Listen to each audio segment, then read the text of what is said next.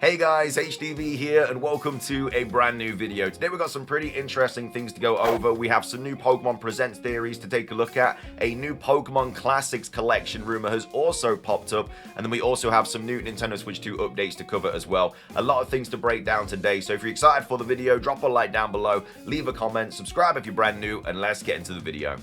So, starting things off, let's take a look at this post here by Soul Silver Art regarding the Pokemon Presents that we're going to be seeing in July. He starts off by saying the Scarlet and Violet TCG set is all done and the new Mega Evolution set begins on the 1st of August. This trailer just makes me think that we'll see even more TCG reveals in the Pokemon Presents or at World's closing ceremony. Maybe some new Mega Evolution Pokemon cards as well. So this is actually quite likely to happen. Obviously, the Worlds we got last year, we did get the reveal of kind of the TCG sort of trainer Pokemon cards that we had years and years ago for like Journey Together, stuff like that. So it wouldn't surprise me if at World's closing ceremony this year we got some more information about the Mega Evolution cards.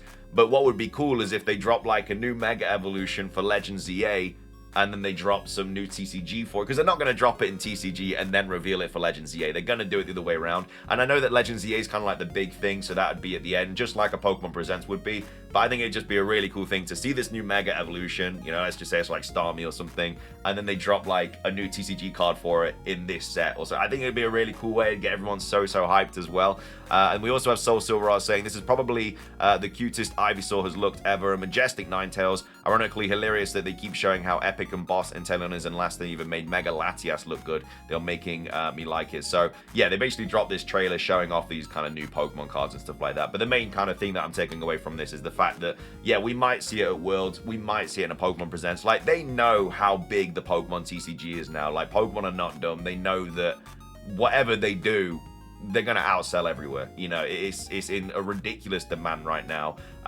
People investing, people just obviously wanting to open packs, people that of course play it, you know, the competitive scene. There's just an array of people that want to play it and obviously want to collect it and stuff. So yeah, they know that whatever TCG stuff they do is going to sell. So when they're kind of moving into Mega Evolutions and stuff, it's just going to make it go tenfold. But yeah, would not be surprised if we see some TCG stuff in the Presents and some TCG stuff at Worlds as well. But again, it'd be really cool if they dropped a new Mega Evolution and then they revealed like TCG for it as well straight after. But anyway, what are your thoughts? Are you a fan of the TCG? Are you kind of happy that they're kind of going more in towards the TCG as well? Or are you just only bothered about the game? Let me know in the comment section down below. Speaking of games, we have a new one potentially coming to the Nintendo Switch 2. We have a post here saying Red Dead Redemption 2 may be heading to the Nintendo Switch 2. So according to a new report, Red Dead Redemption 2 will be coming to current gen consoles and the Nintendo Switch 2. So this was posted on the 12th of June, so a little bit ago now, but still a massive game. So to see this on the Nintendo Switch 2 would be very cool. But they say Red Dead Redemption 2 is one of the best games in the last console generation, but it is yet to appear on a Nintendo system.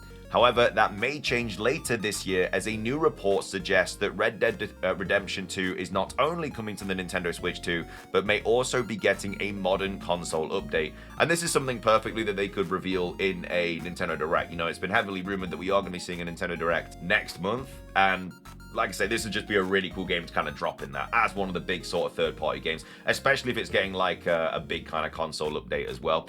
And then YouTube creator Nate the Hate, who of course is a very credible source. They dropped a lot of stuff about the Nintendo Switch 2. They've been very much on the ball lately in regards to the Nintendo Switch 2. Was the first to report that the Switch 2's Red Dead Redemption 2 port will arrive alongside an update that improves the game, should I say, on Xbox Series XS and PlayStation 5. Red Dead Redemption 2 has previously been playable on both consoles through backwards compatibility. Nate the Hate suggests that Red Dead Redemption 2 will hit the Nintendo Switch 2 and the other consoles later this summer or in the fall. Like I say, we get a June or July Nintendo Direct. They reveal this comes out later in the summer or in the fall. It just kind of all adds up. I mean, we've already covered like the big sort of Nintendo Direct rumor earlier this week with like Animal Crossing, Fantasio, Pokemon Coliseum. Like, there was the kind of big ones that were going to get revealed in this Nintendo Direct, and Red Dead Redemption 2 would just nicely fit into that as well. Says last month, Take-Two Interactive CEO Strauss Zelnick told investors that he is a big believer in the Nintendo Switch 2, but he stopped short of confirming any plans to bring Rockstar's games to the system. Rockstar previously ported the original Red Dead Redemption to PS4 and Nintendo Switch in 2023. That game celebrated its 15th anniversary earlier this year. There have been previous reports about a potential remaster of Grand Theft Auto 4 for modern consoles, which is yet to be confirmed. GTA 4 was released in 2008 for PS3 and Xbox 360, coming to PC later that year. Through backwards compatibility, GTA 4 can be played on Xbox Series XS, but PlayStation 5 players don't currently have an option to revisit it. Take-Two and Rockstar's next big release is Grand Theft Auto 6, which will hit PS5 and Xbox Series XS on May 2026. Again, no idea if GTA 6 is coming to the Nintendo Switch 2, we'll have to wait and see. But either way, Red Dead Redemption 2, very, very likely to come into the Nintendo Switch 2, very likely to be revealed in the Nintendo Direct if we get one in July.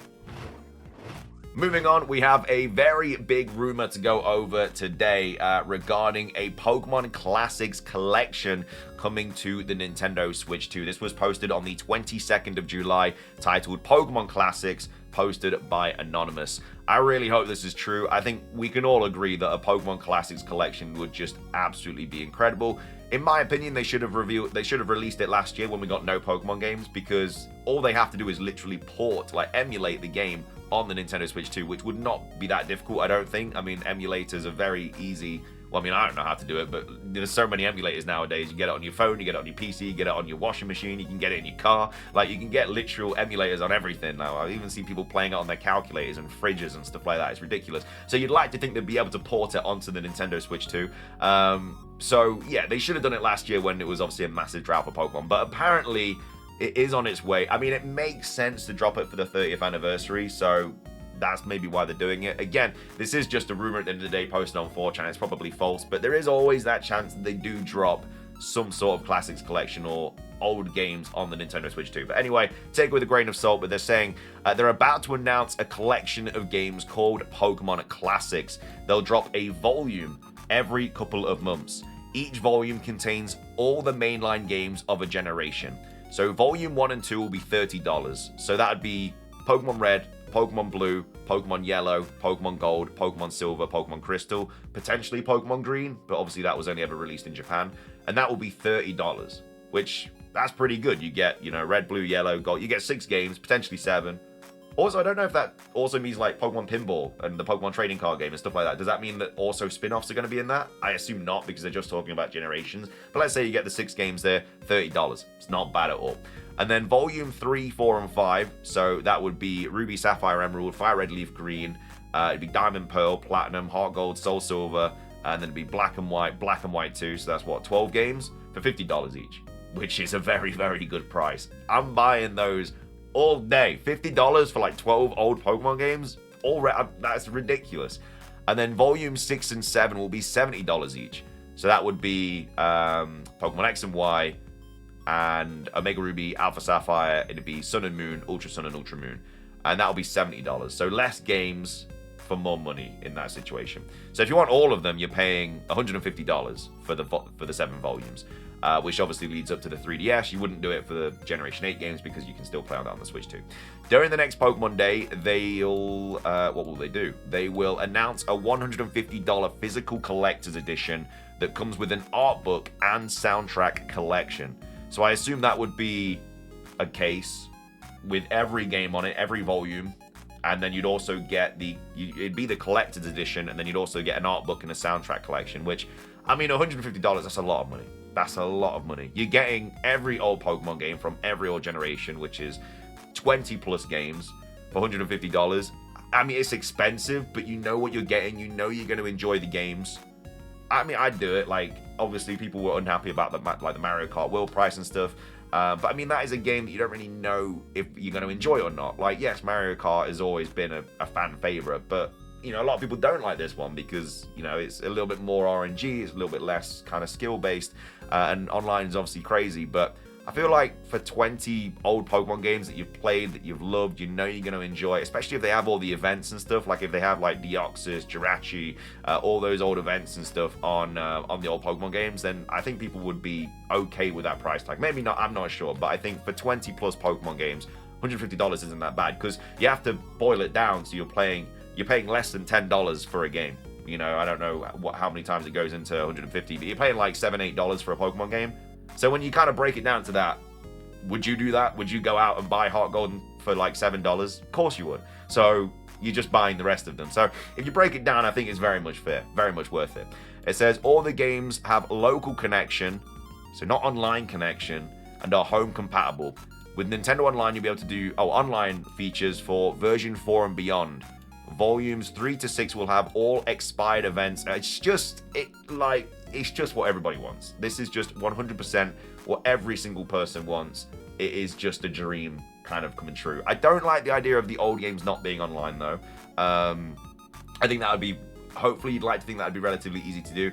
Obviously, Generation 4 onwards is easier, but I don't know, I feel like it'd be nice if they did that. And then it says, yeah, volumes 3 to 6 will have all the expired events as well, enabled upon beating, I assume, the game, beating the eligible games. Yeah, so a local communication for the older versions, and then online for Generation 4 onwards, but all of the Generation 3 to 6 games will have every single expired event. Each volume will have a hub screen that's themed after its generation, with option gameplay borders based on the consoles of their original release. So Volume 1 to 5 will have English-Japanese language toggles, with Volume 1's Japanese setting including the presence of green version. So they do actually have green version, so that's 7 games you're getting in Volume 1 and 2. I don't like the idea of it only being English and Japanese though, because there's a lot of other languages out there, you know, there's people out there obviously that don't speak English and Japanese. You'd like to think that there's going to be French, German, Italian, you know, whatever. It'd be ridiculous for them not to have every single language in, especially when they're actually doing more languages now for, you know, the future generations and stuff. But yeah, I mean, it's pretty much a dream scenario. Like, I think everybody would absolutely love to see that. And then it says, this vision is to have a powerful, convenient, modern home for all of the series' history in time for its big 30th anniversary in 2026. It makes sense. Like, the 30th anniversary is a big celebration. They've usually done big things for the anniversary as well, for like the 20th and the 25th and stuff like that. 30 is a big one, man, and I think that with Generation 10 coming out as well, I think it'd be really nice, because they're so difficult to get nowadays. Like, if you don't emulate them or if you don't have the old games, like, you're not going out and buying Heart Gold for like $200, because it's not. I mean, I think it's the best Pokemon game of all time, but it's not fair to pay that kind of price. Whereas if you can go and pick it up for technically like $7, I mean, you're still paying $150, but like I say, if you break it down, it's a lot more cost efficient. It's a lot more worth it, and it's easily accessible on the Nintendo Switch 2 as well. So yeah, I mean, I don't know, let's read on. It says, Nintendo Online Expansion Pass subscribers will be able to buy volumes a month before their normal release. Volume 1 and 2 will both be available Friday, August the 22nd, making it available to Expansion Pass subscribers the same day as next month's presentation.